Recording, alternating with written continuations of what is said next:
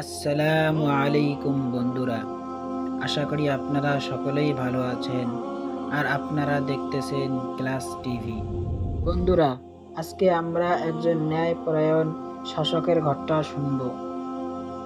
উমর ফারুক রাদিয়াল্লাহু তাআলা আনহু কুফায় একজন গভর্নর নিয়োগ করেছিলেন। এমনিতেই সমস্ত সাহাবা ন্যায়পরায়ণ, সৎ ও নিষ্ঠবান ছিলেন, কিন্তু এক্ষেত্রে গভর্নর আরও এক ধাপ অগ্রগামী ছিলেন।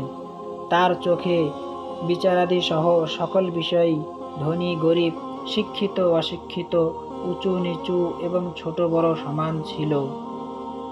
কোনো ব্যাপারে কারো কোনো তোয়াক্কা না করে ন্যায়সঙ্গতভাবে বিচারাদি ও শাসনকাজ চালাতেন।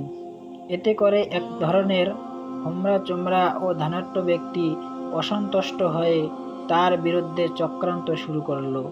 তারা বিশ্বস্ত সূত্রে জানতে পারল গভর্নর ওমর রাদিয়াল্লাহু তাআলা আনহু এর সাথে সাক্ষাৎ করার জন্য মদিনা যাবেন।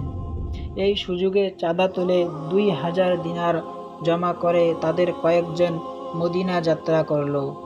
সেখানে পৌঁছে গভর্নর যখন ওমর ফারুক রাদিয়াল্লাহু তাআলা আনহু এর সাথে দেখা করার জন্য গেলেন, তখন তারাও সেখানে হাজির হলো। তিনি জিজ্ঞাসা করলেন, আপনারা কারা, কোথা থেকে এসেছেন, কি চান? তারা বলল, আমরা কুফার নাগরিক এবং সেখান থেকেই এসেছি। তেমন কোনো কাজ নেই, বেড়াতে এসেছি এবং সামান্য একটি ব্যাপার নিয়ে আপনার সাথে দেখা করতে আসলাম। তিনি বললেন, কোন ব্যাপারে?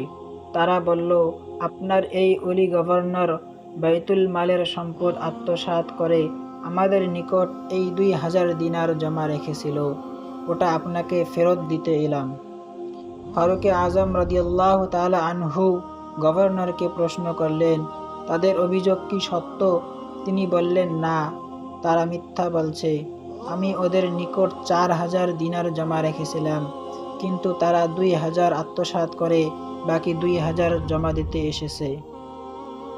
ওমর ফারুক রাদিয়াল্লাহু তাআলা আনহু বললেন, তুমি এই কাজ কেন করলে? তিনি উত্তরে বললেন, আমি মরে যাবার পর ছেলে মেয়েদের জীবিকা যেন ভালোভাবে চলে সেজন্য।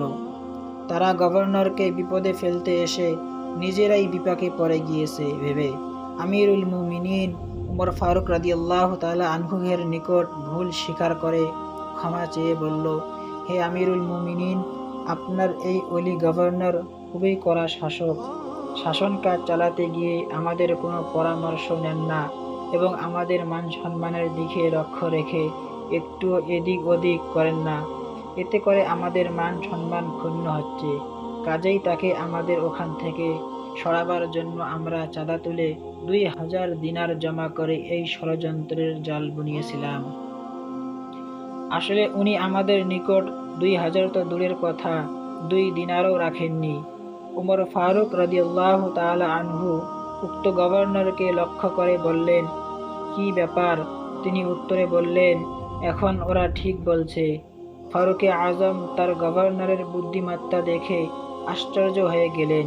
সে কিভাবে শত্রুর মুখ থেকেই তার সততা ও ওদের চক্রান্তের কথা বের করে নিলেন। তিনি জিজ্ঞেস করলেন, হে ওলি, তুমি কেন এই ধরনের কৌশল অবলম্বন করলে?